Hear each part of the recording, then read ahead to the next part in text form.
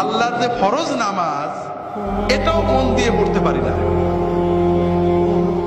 4 রাকাত নামাজ পড়তে কম্পিউটার স্পিডে পড়ি, 4 মিনিটও লাগে না, এর ভিতরেও 4000 কথা মনে হয়। আল্লাহ যদি কিয়ামতের দিন বলেন যে তোমার এত নিয়ামত ইসলাম, 5 মিনিট আমার দিক মন দিয়ে নামাজটা পড়তে পারলে না, আমি তোমার নামাজ কবুল করলাম না, তুমি দোজখে যাও, আমার কিছু বলার থাকবে? এমন কোন আমল কি আমাদের আছে যে বলতে পারবো আল্লাহ তুমি এটা নিতেই হবে? আমার দাড়ি, আমার টুপি, আমার নামাজ, আমার রোজা, আমার হজ, আমার যাকাত, আমরা কি কনফার্ম যেটা আল্লাহ কবুল করবে? আমার না হলে আপনারা তো কনফার্ম নাকি? তো এই যদি আমাদের অবস্থা হয়, তাহলে কোন সাহসে আমরা অন্য মুসলমানের চিন্তা করি?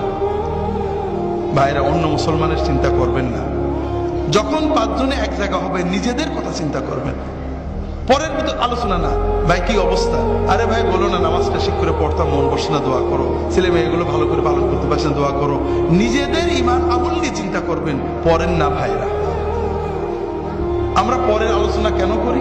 কারণ কবরে গেলে সর্বপ্রথম মুনকার নাকির আমাদের প্রশ্ন করবে যে তোর প্রতিবেশী জামাত ইসলামের দাড়ি ছোট ছিল কা, তোর পড়শি তবলিগের লোকজন কেন বাইরে গেছিল, তোর প্রতিবেশী অমুক পিসেব কেন খারাপ ছিল, ঠিক না?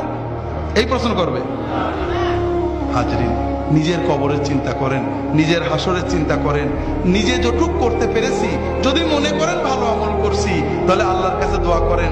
যদি দেখেন গুনাহ হয়ে গেছে, আল্লাহর কাছে দোয়া করেন, আল্লাহ আমার সামান্য আমল কবুল করো, গুনাহগুলো মাফ করো। আর তোমার নবীর উম্মত যত আছে, অমুক ভাই তমুক ভাই তমুক ভাই ভুলের ভিতরে আছে, আল্লাহ তাদেরকে হেদায়েত করে ভালো পথ দাও, তাদেরকেও মাফ করো। এইভাবে দোয়া করলে আমাদের লস আছে ভাই।